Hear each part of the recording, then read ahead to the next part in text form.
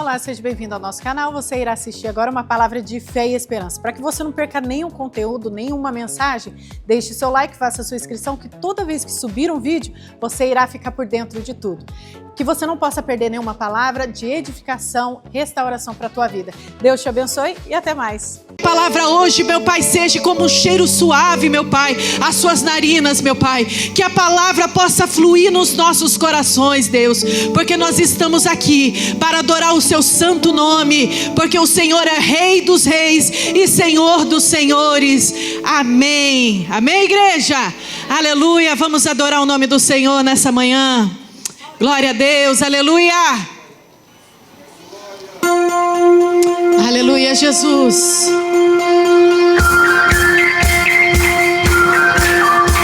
Glória a Deus, aleluia.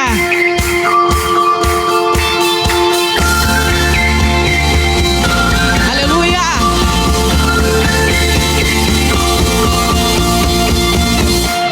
Deixou sua glória, foi por amor, foi por amor. E o seu sangue derramou, que grande amor. Naquela via dolorosa se entregou. Eu não mereço, a sua graça me alcançou. O quê? Eu me rendo ao seu amor. Eu me rendo ao seu amor. Eu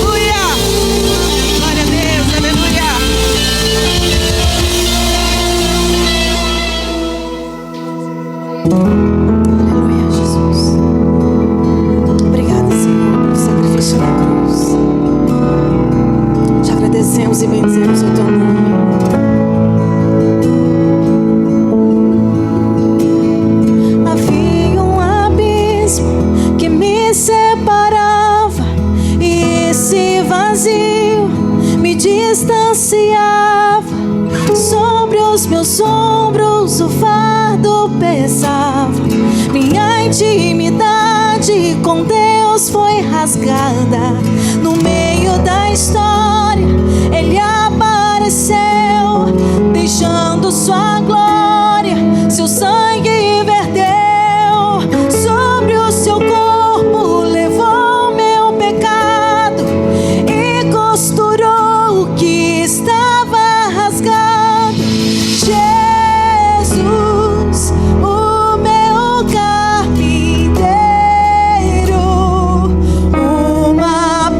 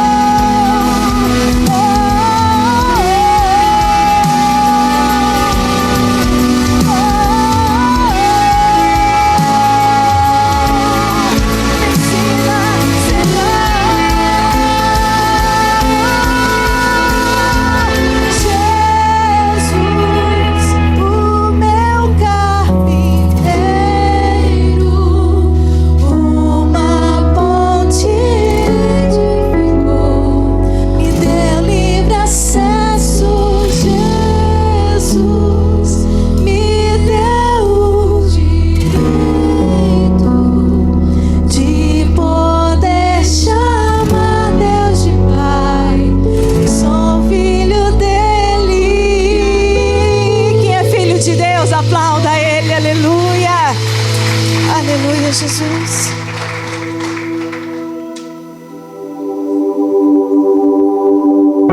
Obrigada, Jesus.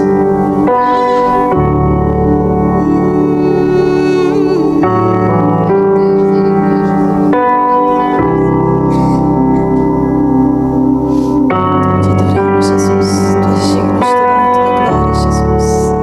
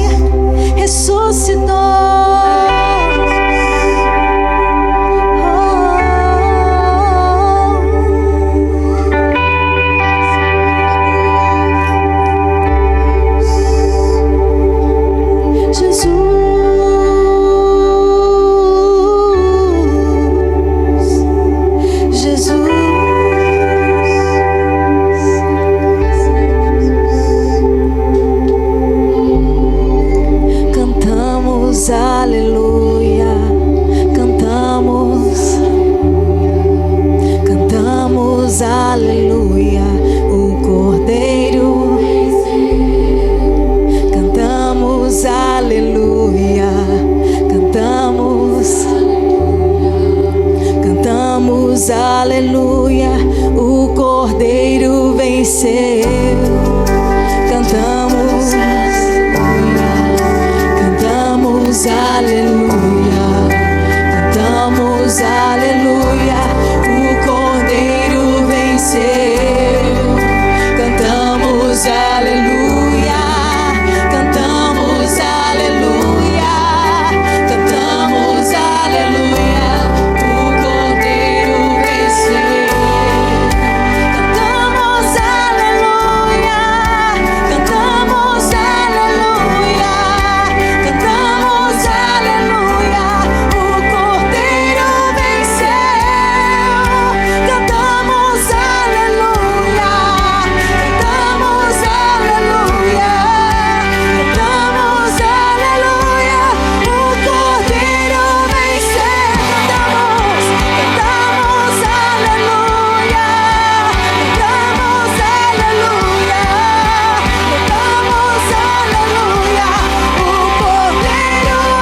venceu. Cantamos, aleluia, cantamos, aleluia, cantamos, aleluia,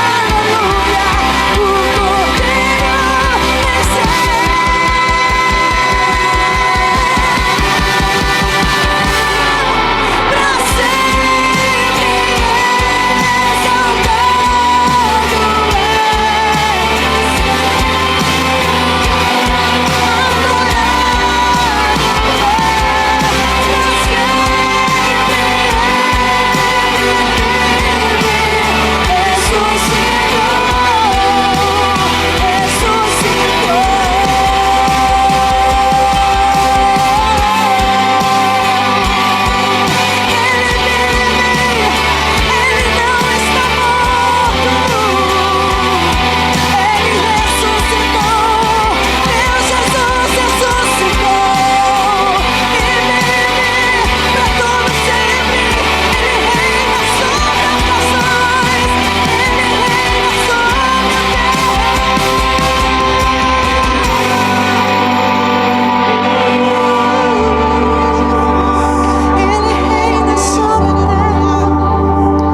Ele reina sobre o céu. Tu és rei, tu és Senhor, tu és Jesus.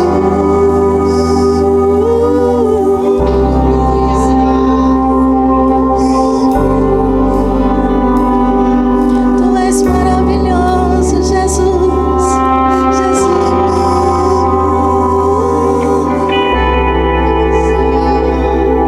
Pra sempre exaltado és, pra sempre adorado és, pra sempre vive, ressuscitou, ressuscitou. Mais uma vez, pra sempre exaltado és, pra sempre adorado és, pra sempre ressuscitou, ressuscitou. As ofertas, amém? E a palavra que eu quero vos deixar se encontra no livro de Gálatas, capítulo de número de número 6, verso de número 7, mas eu vou ler o 6 e o 7 para nossa meditação. A palavra do Senhor que diz assim: e o que é instruído na palavra, reparta de todos os seus bens com aquele que o instruiu. Não erreis, Deus não se deixa escarnecer, porque tudo o que o homem semeia, isso também ceifará. Porque o que semeia na carne ceifará a corrupção. Mas o que semeia no Espírito, do Espírito ceifará a vida eterna. Queridos amados irmãos, quando o apóstolo Paulo escreve este texto aqui, ele é bem enfático em dizer, no verso de número 7, que diz assim: não erreis. Por que o apóstolo Paulo, ele vem escrevendo e instruindo a igreja do Senhor, instruindo as pessoas, os servos de Deus, a não errar? Por que o apóstolo Paulo nos instrui, inspirado pelo Espírito, a não errar? Porque cada um de nós sabemos que todos os erros que nós cometemos têm por si as suas consequências, correto? Então o apóstolo Paulo, ele é muito enfático em dizer: não erreis, porque todos os erros que vocês cometer vai trazer consigo as vossas consequências. Aí ele prossegue dizendo: não erreis, Deus não se deixa escarnecer, porque todo o homem que semeia, isso também ceifará.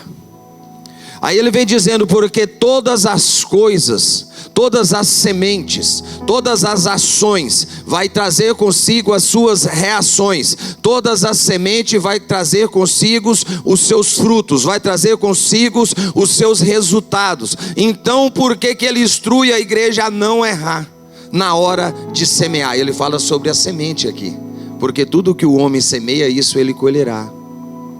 Então a gente tem que saber duas coisas que nós temos que aprender aqui: o que vamos semear e aonde semear.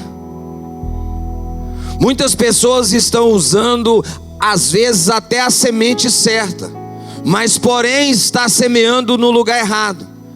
E muitas pessoas estão usando a semente errada, mas porém a intenção até boa, mas a semente que está sendo usada é a semente errada. Então a gente temos que definir isso. A gente tem que pedir a Deus discernimento para nós poder usar a semente certa no lugar certo.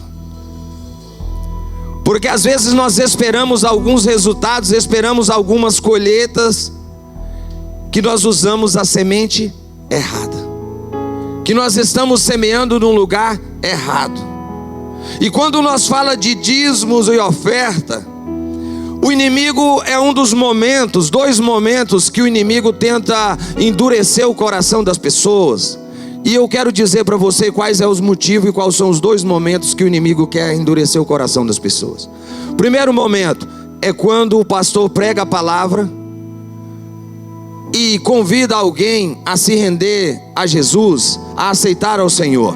O inimigo, ele tenta segurar a pessoa ali, ele tenta travar a pessoa, ele tenta fazer com que a pessoa não se mova em direção a Cristo. Segundo momento é no momento dos dízimos e das ofertas. Por quê?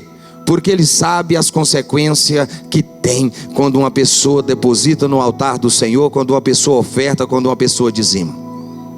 Ele sabe que quando você se levanta, quando você enche o seu coração de um desejo de falar: eu vou entregar, eu vou devolver, eu vou cumprir. Ele sabe que a partir daquele momento, portas serão abertas, ações serão destravadas, processos serão liberados e a provisão do Senhor vai chegar.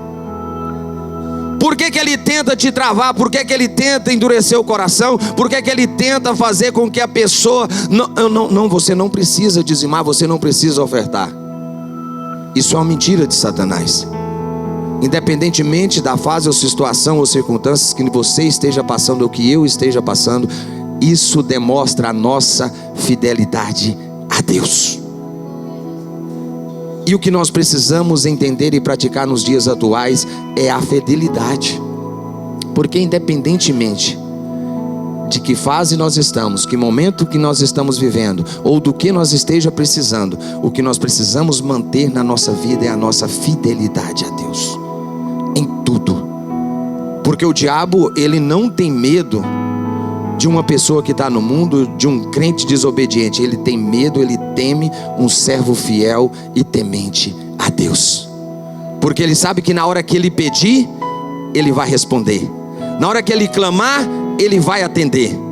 Na hora que ele estiver em perigo, ele vai enviar o socorro. Por isso que o diabo, ele tenta nos impedir. Mas eu convido você a se colocar de pé nessa manhã. Não erreis.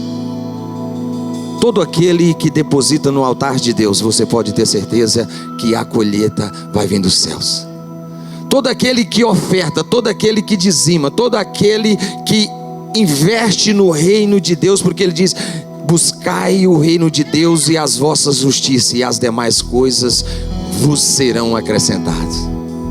Então, tudo que você colocar o reino de Deus primeiro na sua vida, você pode ter certeza que as demais coisas vai chegar na sua vida. Quais são as demais coisas que você está precisando nessa manhã? Fala. Esse microfone não está muito legal. Amém. Glória a Deus.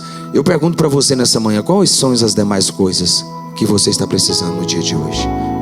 Nós estamos nos primeiros dias do mês de agosto, os primeiros dias.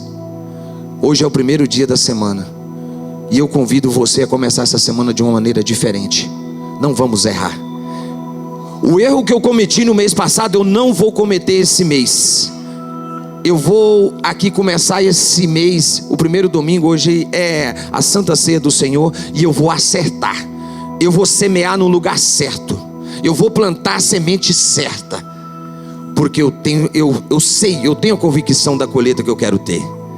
Eu sei que nos céus não tem falha. Eu sei que em Deus há resposta. E eu quero orar com você e abençoar a sua vida. Estenda a tua mão assim.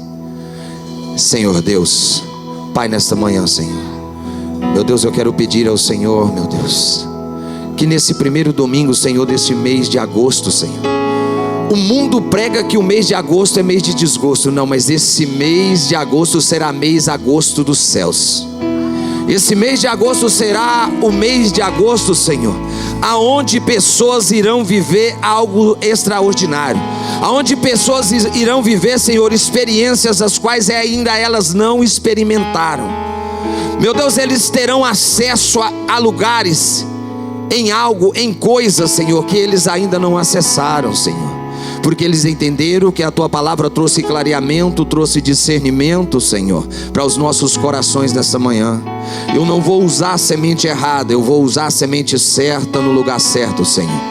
Meu Deus, eu não vou, Senhor, acreditar nas mentiras de Satanás, mas eu vou acreditar na Tua palavra, Senhor.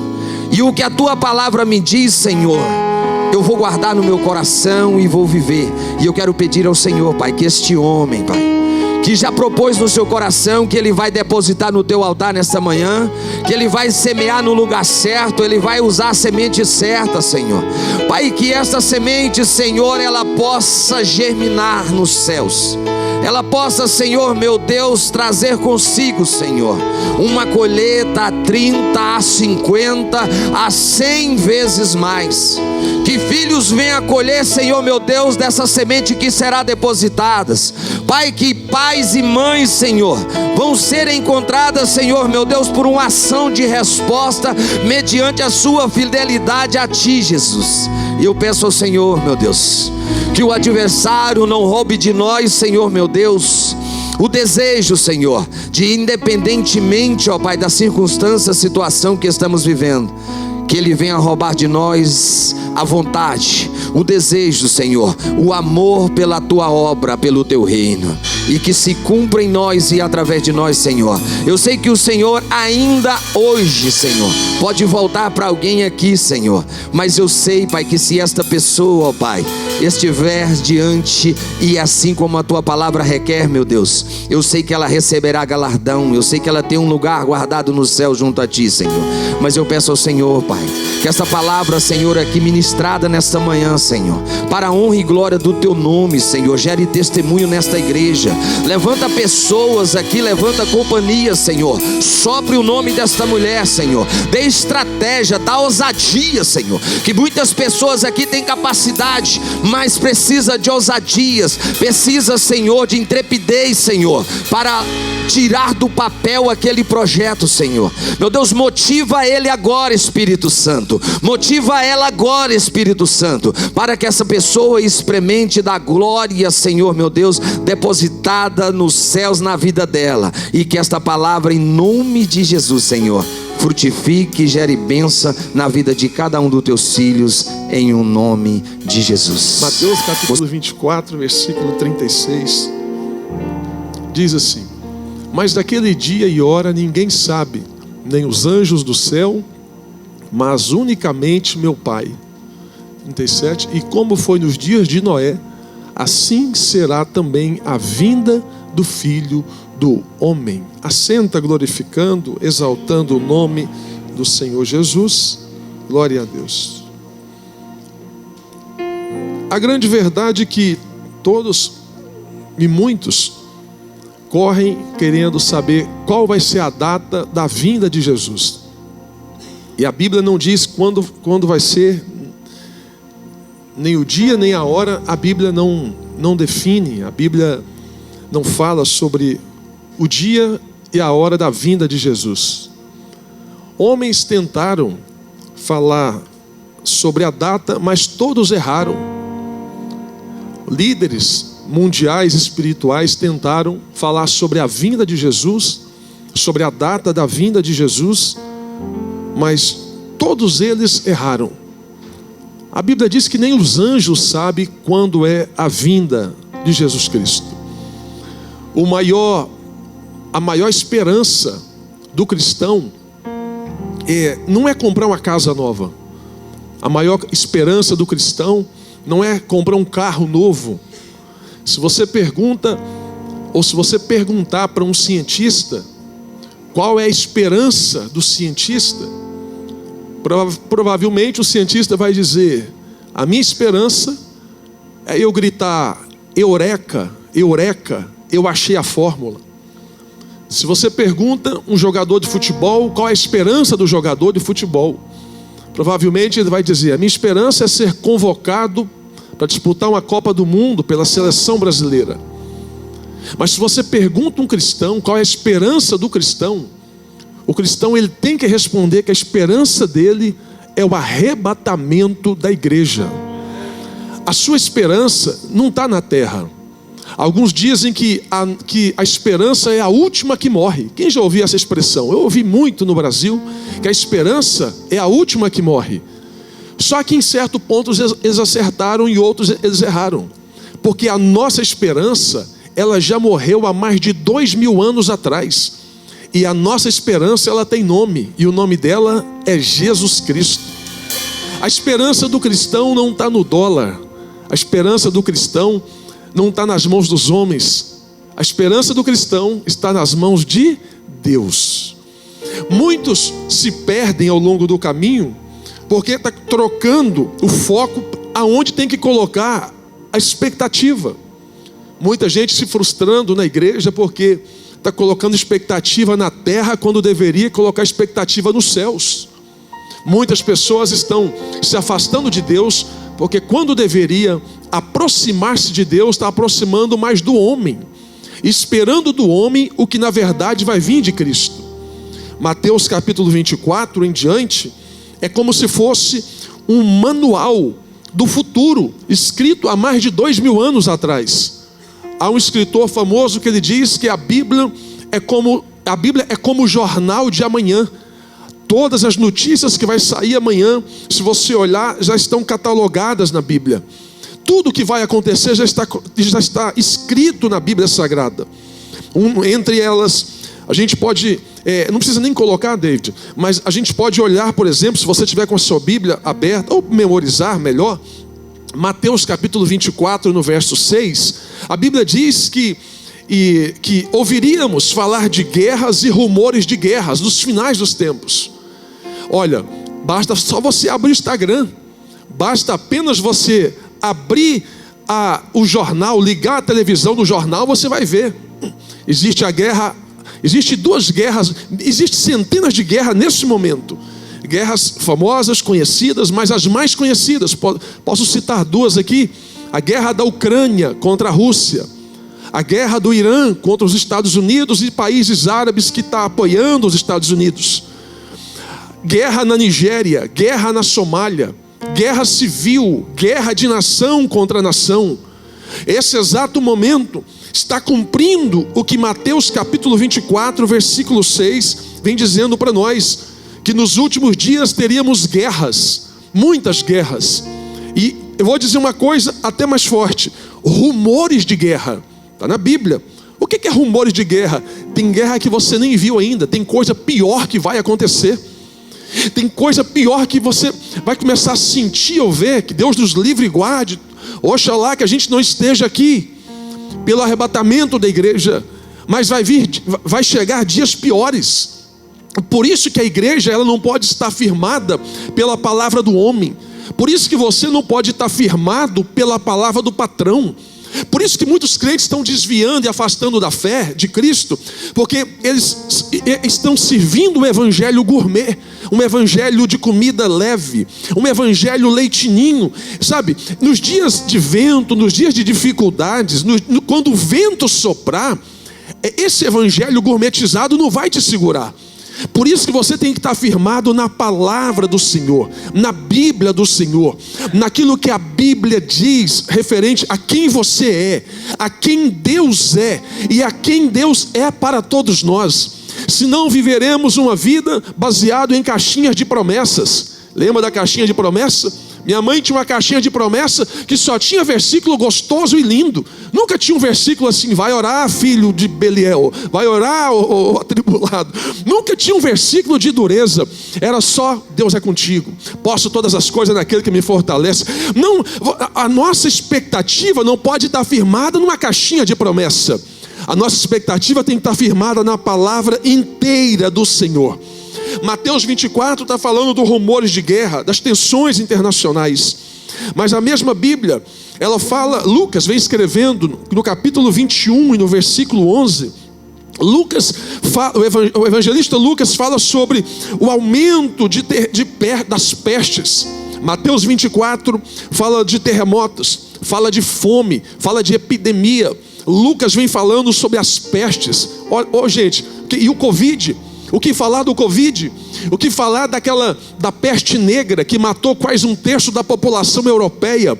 O que falar de doenças como ebola, AIDS, outras doenças, tuberculose, doenças que a medicina está procurando a cura, doenças que o homem não consegue se resolver. Tudo já estava escrito na Bíblia, Mateus 24 em diante. A Bíblia fala de terremotos. Quem é que não viu agora o que aconteceu na Venezuela?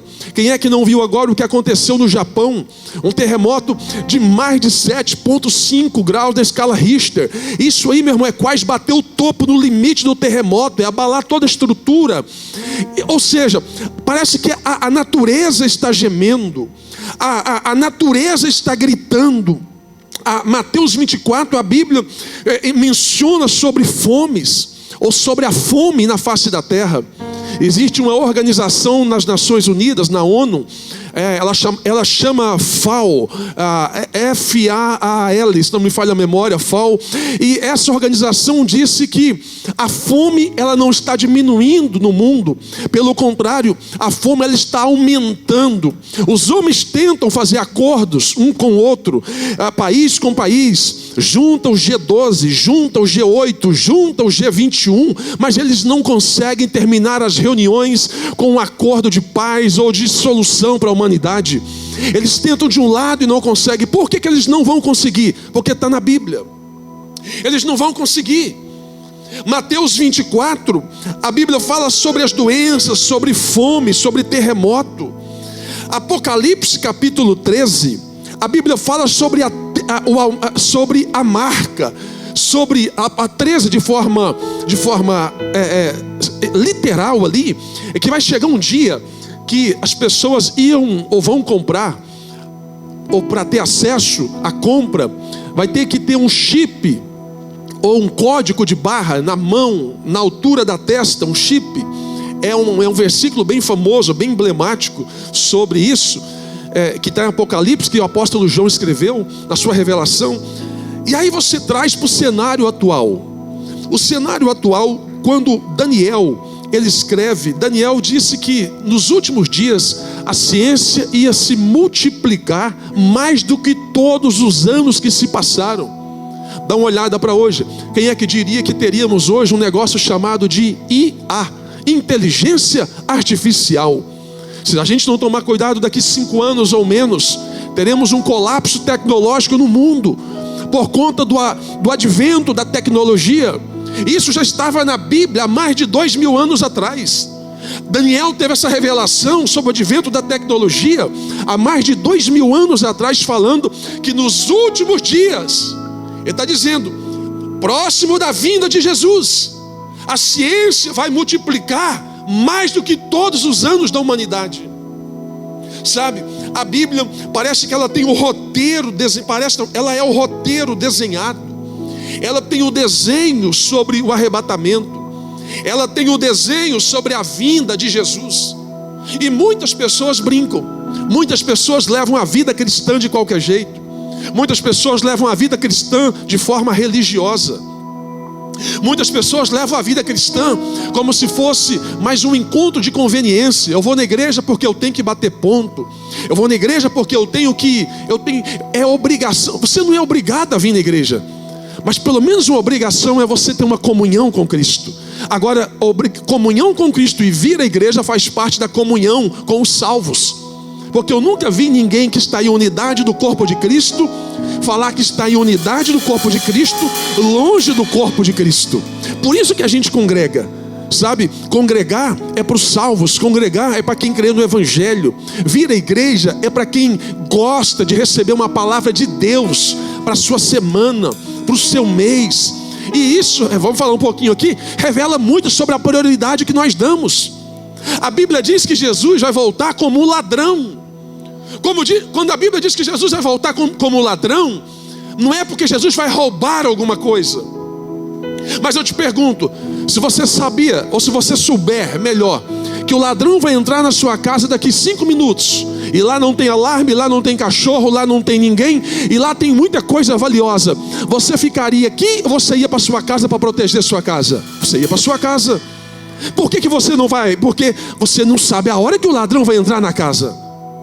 Quando a Bíblia diz que Jesus vai voltar como um ladrão à noite, é porque ninguém sabe a hora que ele vai voltar. Ninguém sabe o dia, o momento que ele vai voltar. Mas uma coisa é certa, Jesus voltará. Para aqueles que crê, Jesus vai voltar. Para aqueles que não crê, Jesus vai voltar do mesmo jeito. Uma coisa é certa, ele voltará para buscar o mundo? Não, para buscar uma igreja. Uma igreja lavada, uma igreja remida, uma igreja que ficou firme até o final dos tempos. Jesus não vai buscar a humanidade, não, a palavra é para a humanidade, mas a salvação é para aqueles que aceitaram Jesus como Senhor e Salvador, aqueles que estão firmes em Cristo, aqueles que entenderam o poder do Evangelho de Cristo, de Jesus Cristo. Aí alguns dizem, pastor, eu vou aproveitar mais a vida, eu vou aproveitar mais, não, eu vou continuar bebendo, depois eu paro, eu vou continuar cheirando, fumando, matando, roubando, prostituindo, depois eu me resolvo, pastor. Cuidado, viu? Porque Jesus pode voltar para você antes do arrebatamento da igreja, ou você pode perder sua salvação antes do arrebatamento da igreja. Ninguém sabe o dia de amanhã, ninguém sabe o dia da nossa morte. Se nós que estamos aqui, a certeza absoluta que todo mundo tem, só tem uma certeza absoluta: a morte. Passou disso, o que nós temos é hipótese, é uma falsa segurança.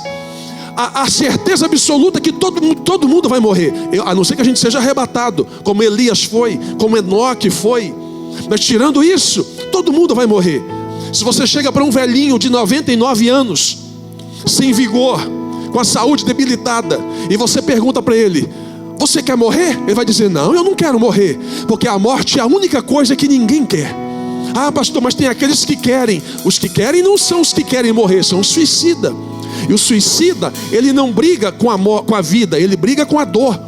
Porque o suicídio não é um grito de desespero para a morte, é um grito de desespero para a vida. É alguém que vive na terra, mas sem expectativa de vida. É alguém que passou pela terra, é alguém que está passando pela terra, mas é como se ele vive aqui como se nunca tivesse passado por aqui. Só que quando ele entende o poder disso, do evangelho da transformação, você, eu, nós, essas pessoas irão entender que a vida em Cristo, ela tem sentido. E o sentido da vida não é pelo dólar que você ganha, não é pelo carro que você tem, não é pela casa que você compra, mas é por uma coisa. Uma vez os discípulos estavam questionando: Senhor, quem é maior? Senhor, quem tem mais poder? Jesus, quem tem mais autoridade? Em outras palavras, estavam dizendo: Jesus, eu posso comprar minha casa, eu posso comprar meu carro, eu sou maior, eu tenho mais tempo. Jesus falou: Senhor, para com isso, vocês estão brigando errado. Jesus disse, em outras palavras, Jesus disse assim, ó: vocês têm que se alegrar, porque o vosso nome está escrito no livro da vida. Sabe de uma coisa? Você não pode passar uma vida inteira nessa terra sem ter tido um encontro com Jesus. Você não pode ir nas igrejas dos Estados Unidos como um crente de conveniência. Você põe sua melhor roupa, passa seu perfuminho, põe seu gelzinho no cabelo, põe seu vestidão bonito e você vai para a igreja. Não, hoje é dia de ir para a igreja. Ir à igreja não te faz de um cristão. Você precisa definir e decidir sua vida em Cristo. E a palavra do Senhor, ela diz que só tem um mediador entre Deus e os homens, e o nome desse mediador é Jesus Cristo. E a única forma de você reconhecer Jesus como seu único e suficiente Salvador é você levantando sua mão e dizendo: Senhor Jesus, eu reconheço os meus pecados, eu reconheço o meu passado, eu entrego a minha vida a Ti, escreve o meu nome no livro da vida, perdoa os meus pecados, salva a minha alma. Passou disso, é conversa fiada, é balela, é discurso religioso. E a pergunta que eu faço para você: como que está a sua vida com Deus? Como que está a sua comunhão com Deus? Não precisa responder, mas como que está a sua comunhão com Deus?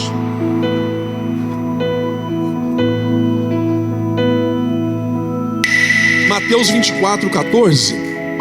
Me dá um pouquinho mais de retorno aqui, por favor. Mateus 24:14.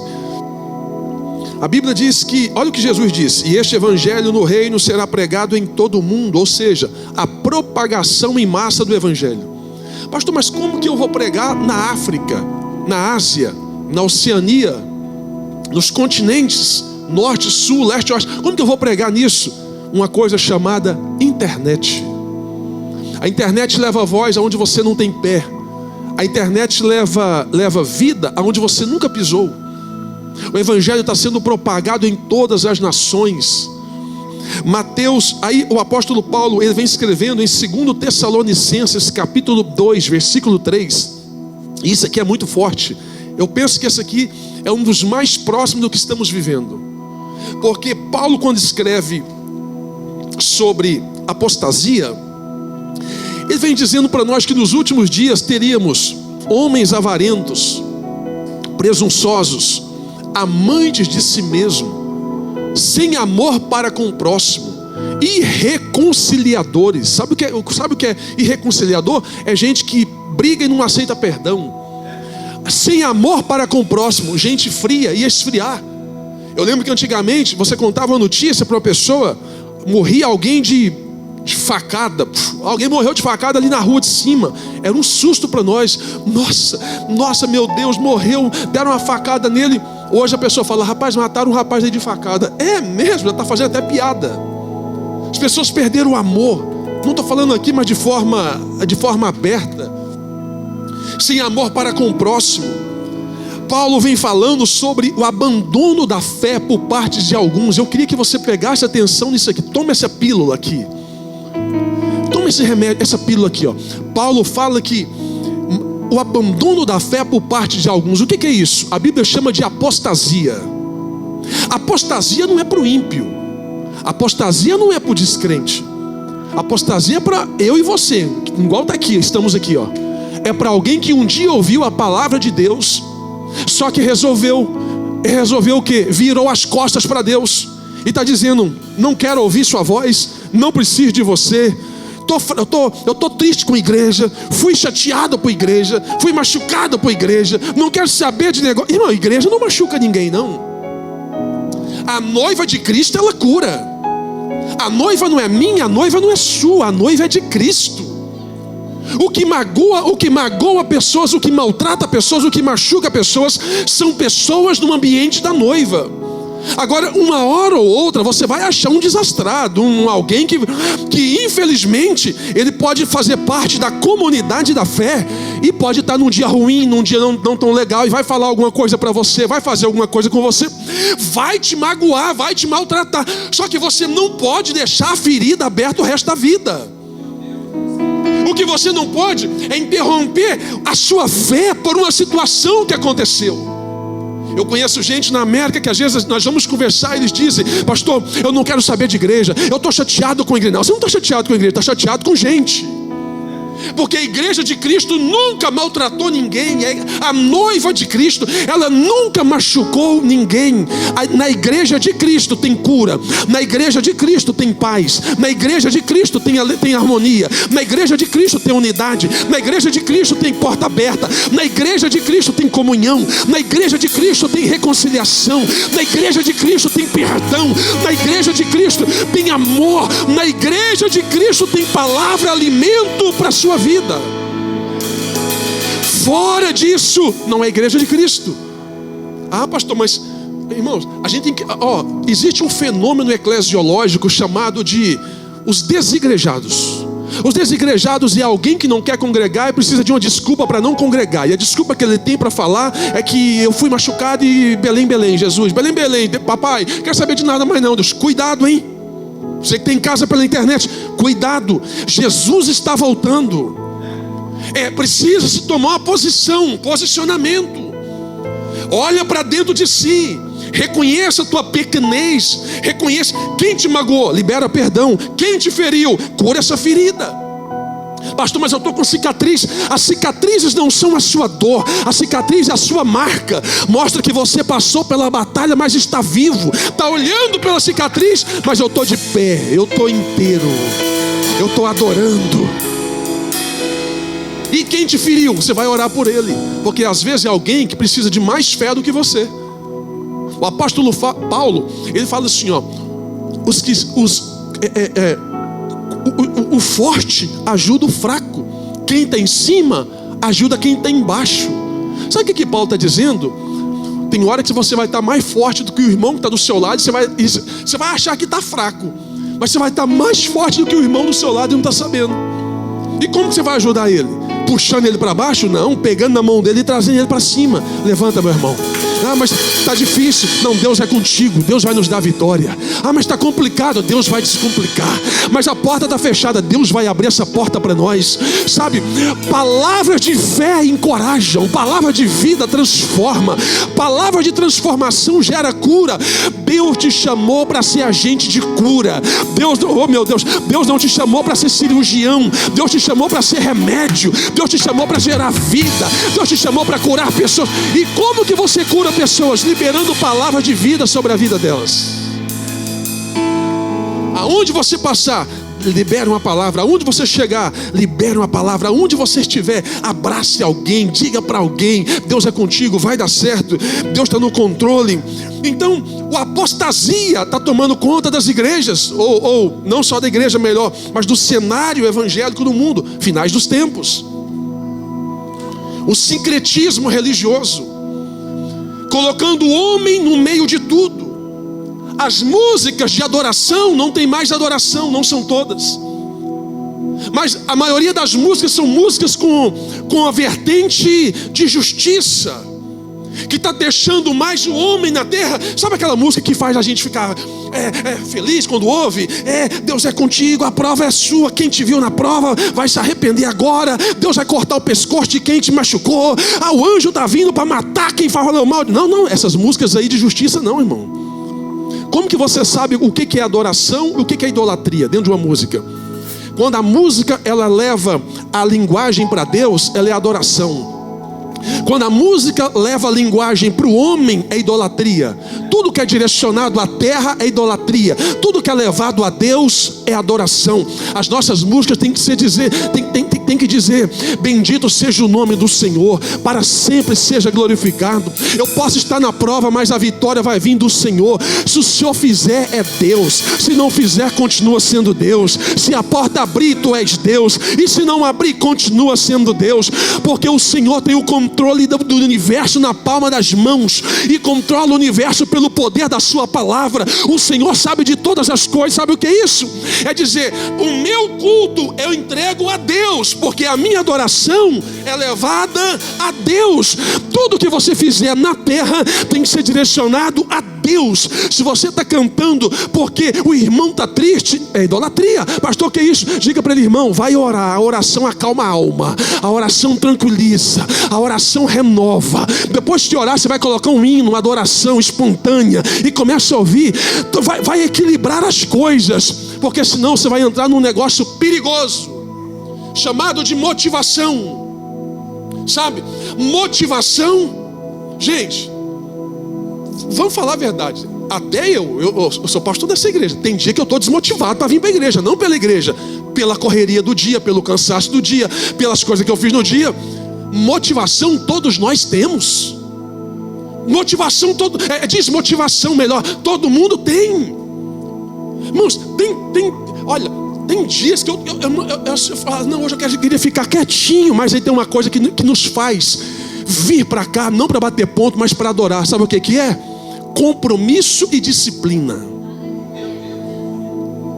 No seu trabalho, no seu dia a dia, pessoas desmotivadas e descompromissadas e indisciplinadas ficarão trabalhando como a corrida do rato, correndo, rodando, não vai chegar a lugar nenhum. Porque o que muda a sua vida é a palavra de Deus, a disciplina que você tem, a palavra que você sustenta e o esforço. Meu irmão, eu vou falar para nós: a vida é dura para quem é mole, sabe? Se a gente ficar querendo as coisas fáceis da vida, nunca iremos mudar de nível.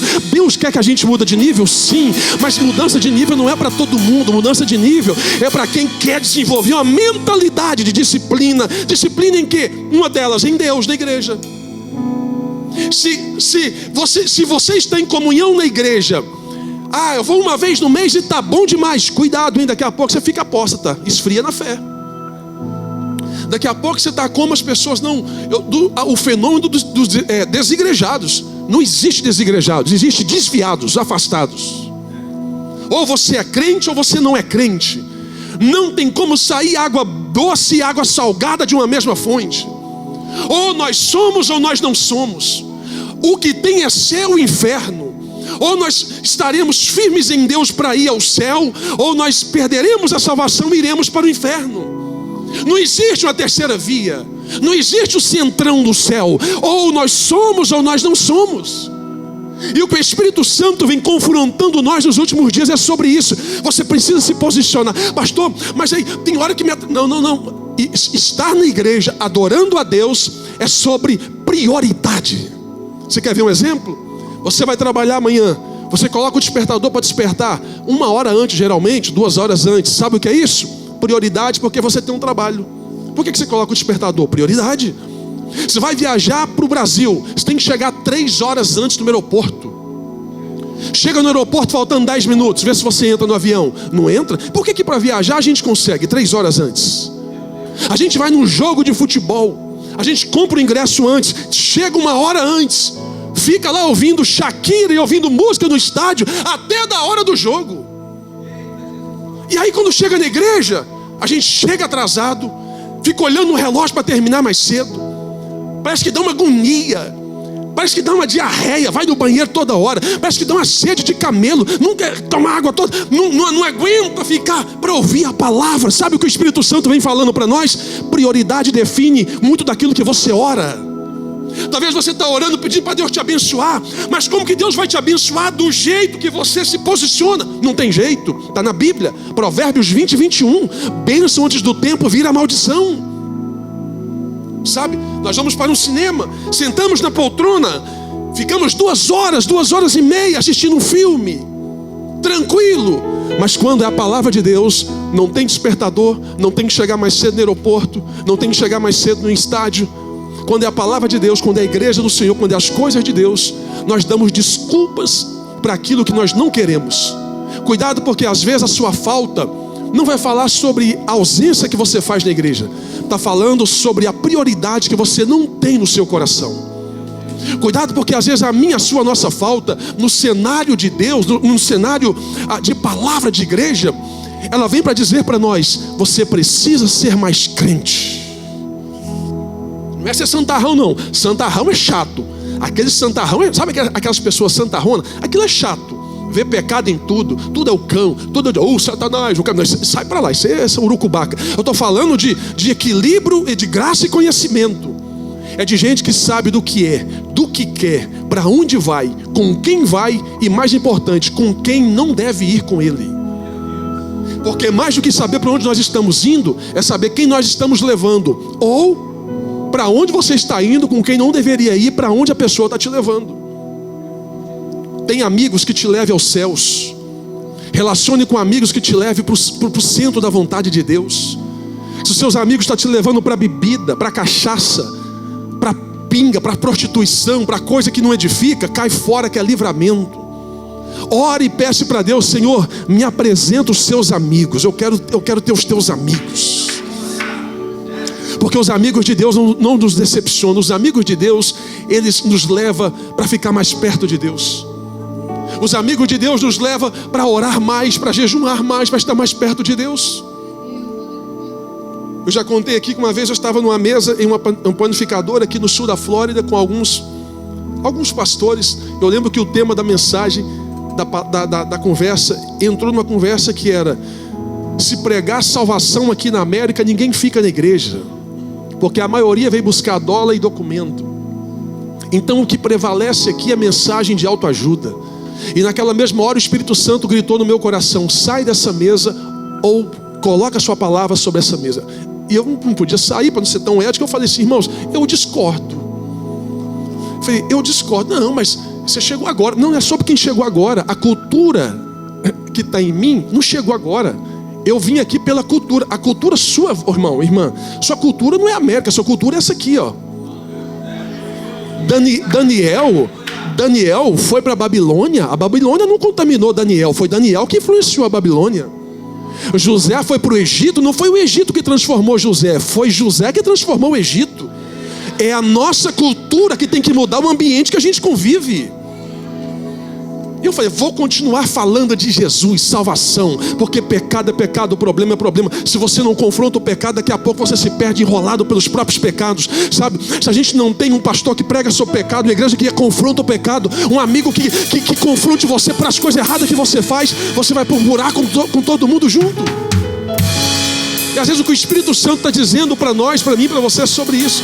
Você precisa entender que Jesus está voltando. Que Jesus está voltando. Correndo para terminar, penúltimo, o aumento da iniquidade. Mateus, ele escreve no capítulo 24, no versículo 12, olha o que ele diz: por se multiplicar a iniquidade, o amor de muitos esfriará. Olha o que ele está dizendo: por se multiplicar a iniquidade, o amor de muitos se esfriará. O que é o amor? Vamos lá. Não vai dar tempo, mas podemos falar uma hora aqui só sobre amor. Amor é o maior dom que tem. O maior dom que tem é o dom do amor, o sentimento de amar. O que é iniquidade? Existe pecado, é uma coisa. Existe transgressão, é outra coisa. E existe iniquidade, é a terceira coisa. Todos fazem parte do mesmo pacote, mas com pesos diferentes. Pecado, transgressão e iniquidade. Pecado é quando você quebra o princípio e você arrepende. Uma pessoa falou mal de alguém, mas arrependeu. Ela pecou, ela transgrediu ali. Ou melhor, ela pecou, mas ela arrependeu. Então, há um perdão sobre o pecado, sim. Transgressão é quando ela fala mal de alguém, mas ela gostou. Continua falando mal de alguém. Ah, mas gostou. Ah, continua falando mal de alguém. transgrediu a lei e está vivendo a transgressão disso. Iniquidade é quando ela está falando mal de alguém, está normal, e agora falar mal de alguém, eu estou usando um exemplo hipotético, viu? Não seja para tudo. Falar mal de alguém para ela se tornou um comportamento. Ela selou que falar mal de alguém para ela é normal. Só que a iniquidade, o perigo da iniquidade é que quando chega o pecado, você pode se arrepender. A transgressão, você pode se arrepender. A iniquidade, Deus puxa a corda. A iniquidade, se a pessoa não vigiar, vai parar dentro de um hospital, vai parar com um acidente, alguma coisa. Deus puxa a corda da pessoa. Deus fecha uma porta, põe uma doença, Deus tira um bem, Deus tira alguma coisa, eu não sei o que, alguma coisa acontece, porque a iniquidade é o limite, é bater a cabeça no topo. Só que aí vem, aí o que é o bom disso? Dentro do ruim. Pastor, então não tem jeito para mim, eu vou para o inferno. É aí que você tem sorte. Porque a sorte que eu e você tem chama-se misericórdia e graça.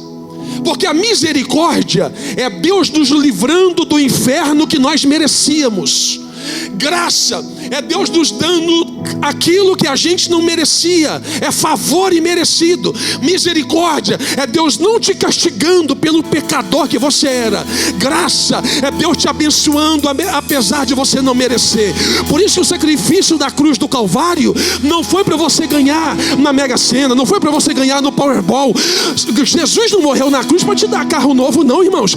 Jesus não é título de capitalização, Jesus não é trevo de 7 folhas. Jesus morreu na cruz para te dar vida eterna e ter o teu nome escrito no livro da vida. Foi para isso. Foi para isso. E o penúltimo, e o último, Daniel foi uma das pessoas visionárias sobre Apocalipse, sobre os finais dos tempos. Ele também vem falando sobre o aumento do conhecimento, da mobilidade. Ele escreve em Daniel capítulo 12, versículo 4. Dá uma olhada no que está acontecendo no nosso cenário. A ciência, as big tech, as startups, tudo surgiu por agora, não tinha isso há anos atrás. O que é isso, pastor? A ciência multiplicando. Todos estão correndo de um lado para o outro, procurando uma saída, ninguém está achando. Eu vou parar a palavra por aqui, mas poderíamos esticar essa palavra até o pós-arrebatamento. O anticristo, que é alguém que vai aparecer vindo para resolver os problemas da terra, é alguém que vai unificar uma moeda mundial, é alguém que vai enganar os judeus por um tempo. Depois o arrebatamento da igreja, que é o encontro da igreja com Jesus nos ares, ruptura, é retirar da terra.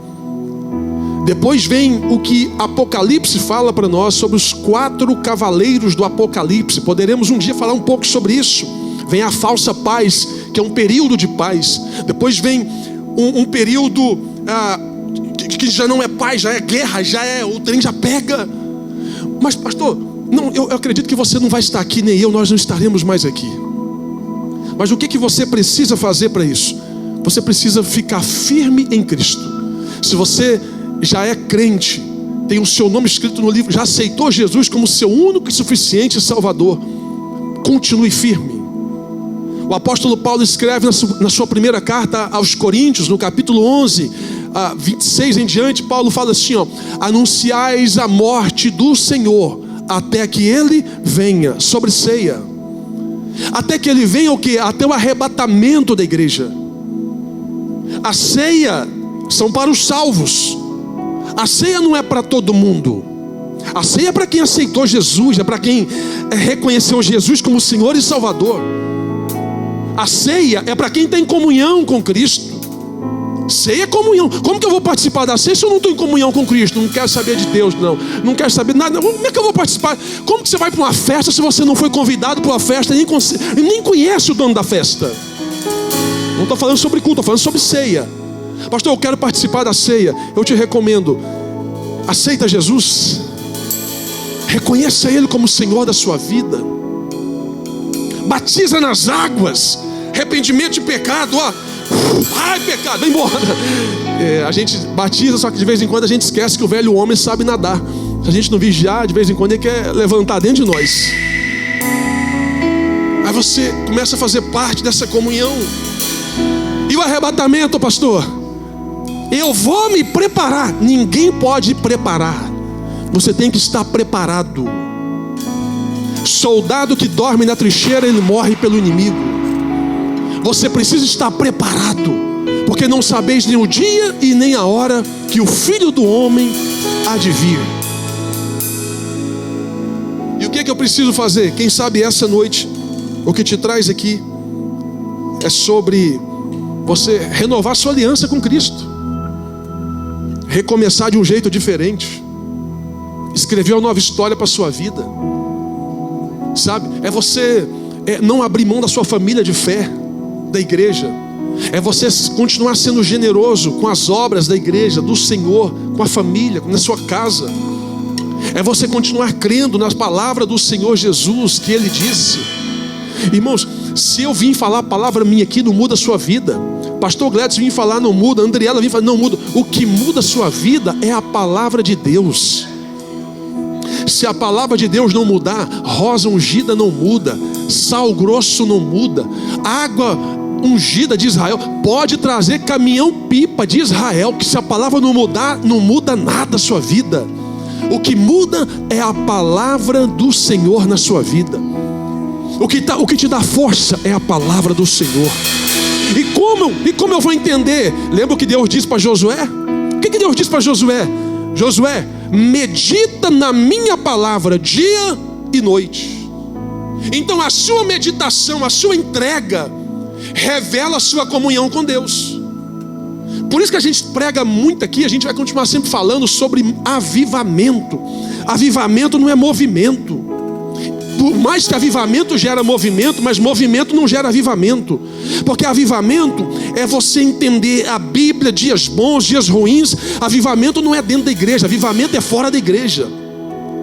A palavra de igreja vem do vocábulo grego chamado eclésia. Eclésia, trazido para o português, significa chamados para fora, não é para dentro. Igreja é comunhão de um povo salvo que foi chamado para fora. Avivamento não é para ser aqui dentro, avivamento é para ser do lado de fora.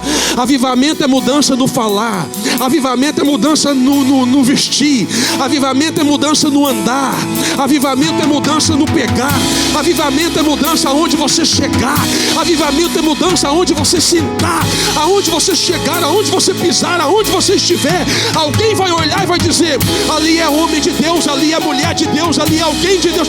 Avivamento te transforma dentro para fazer a diferença do lado de fora. E se você for uma pessoa só de movimento, é gostoso o movimento, é gostoso só rodar no manto, é gostoso só viver na onda do movimento, é gostoso demais, eu sou apaixonado nisso. Só que tem um perigo. Sabe o que é o perigo? O perigo é que pessoas de movimento, eles ouvem a palavra no domingo, mas na terça-feira não põem em prática. Quando vem a luta, quer sumir, quer desistir, quer chutar o balde. Pessoas de avivamento ouvem a palavra no domingo, eles sabem como resolver os conflitos que vai vir durante a semana. O movimento te dá sustância, glória. O avivamento te dá sustância. O movimento te dá uma maquiagem. O avivamento transforma o teu coração de dentro para fora. O movimento só te dá uma roupagem religiosa para mostrar quem você nunca foi, para impressionar alguém. Oh meu Deus, eu vou dizer para nós: não tente impressionar quem te conhece. Deus, não tente impressionar quem te conhece. Deus. E aí vale uma máxima para nós: Deus prefere um pecador autêntico do que um santo fantasiado. Deus prefere quem bate no peito e diz a verdade do que quem fica carregando a mentira escondido de trás de uma roupa religiosa. Deus prefere quem assume a sua fraqueza de verdade do que quem anda perante as pessoas com a mão estendida achando que é o Superman de Jeová. Não, Deus prefere quem você é de verdade. Abrir o coração, rasgar a tua alma e dizer: Senhor, eu preciso do Senhor. É quando ajoelhar e dizer: Senhor, Eu sou pecador mesmo. Essa carne minha está tentando me matar. Me ajuda, Senhor. Fortalece o meu espírito. É isso que Ele quer ouvir de nós. É isso. Oh, Espírito Santo. E se o Espírito Santo não te convencer, pastor não te convence, obreiro não te convence, pode mudar para 30 igrejas, ninguém te convence. O que vai te convencer é o Espírito Santo de Deus. O Espírito Santo, ele é o agente de Deus para convencer o homem do pecado, do juízo e da justiça. Se o Espírito Santo não te convencer do pecado, que você é pecador, do juízo, que a mão de Deus pode estender sobre a sua vida, e da justiça, equilíbrio da balança, ninguém te convence. Pode fazer curso de coach, pode ficar 3 dias em chácara, pode fazer chá de mulher, pode pegar mentoria com quem você quiser, não vai ter transformação. É o Espírito Santo. Ele é o agente de cura, é o agente de transformação. E nessa manhã, a nossa oração é para isso. É que para você, nós possamos sair daqui melhores. Sabe, a minha oração todo dia, a minha oração pela manhã é: Senhor, me ajuda a ser melhor do que ontem. A minha oração, eu falo: Senhor, me ajuda a errar menos. Eu não sei a sua, talvez você pode ser mais santo do que eu, mas a minha é: Senhor, eu sou pecador. Me ajuda a vigiar minhas emoções, minha carne. Sabe por quê? Senão a gente erra na falsa segurança. Um piloto de Fórmula 1 só morre quando ele fala: não tem perigo, está dominado. A falsa segurança faz você pisar no acelerador sem medo. Você bate lá na frente. Uma pessoa que dirige a 80 por hora, 100, 150, ele começa a dominar o carro a 140 por hora, para ele se torna normal. Daqui a pouco ele morre. O que foi? Estava correndo demais. Para ele era uma falsa segurança. Tudo que a gente deixa o jardim aberto é um perigo. Tudo que você tira as grades de proteção é um perigo. Tudo que você tira as origens que te protegem é um perigo. Proteja a tua fé em Deus. Blinde a tua fé no Senhor. E o Espírito Santo tem que ser essa grade de proteção. O Espírito Santo tem que guardar sua mente, guardar teu coração. Senão eu e você andaremos nos Estados Unidos, olhando para o pecado dos outros, mas destruído por dentro. Vendo o povo em defeito, mas eu estou todo torto por dentro. E aí Paulo vem dizendo sobre isso. Cada um examine-se a si mesmo. Sabe o que é isso? Autojuízo. Paulo vem dizendo: ninguém vai julgar ninguém para tomar ceia. Só que tem um negócio: o maior juiz vai te julgar. Quem é o nosso maior juiz? A nossa consciência. O apóstolo Paulo vem dizendo: cada um examine-se. O próximo, não, a ti mesmo. Irmãos, eu sei que não é para nós aqui, mas tem gente que fala tão mal de você. Tem gente fofoqueira lá fora que não tem uma inveja de você.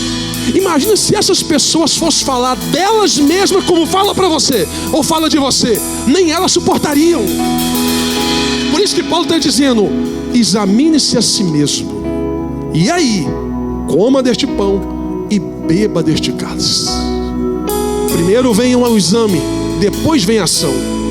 Aí se você entende isso, tudo muda e as coisas acontecem. Eu te convido a ficar em pé nessa manhã. Convido o pastor Gledson, a pastora Dulce, irmão Levi, irmã Jéssica, Peterson, Heloísa. Nós vamos preparar os elementos da ceia. E eu quero orar com você enquanto os obreiros chegam, enquanto vão preparando aqui. E você faça uma oração de reflexão. Talvez você está aqui e está dizendo: eu não vou cear não, pastor, eu briguei com a minha mulher. Não, brigar com mulher é falta de cear, então não vai ter que ficar sem cear o mês inteiro. Pastor, eu briguei com meu patrão, briguei com meu vizinho, briguei. Gente, nós precisamos ter os pés no chão. Precisamos ser crente de conhecimento e de graça. Lembra que antigamente as pessoas na semana da ceia,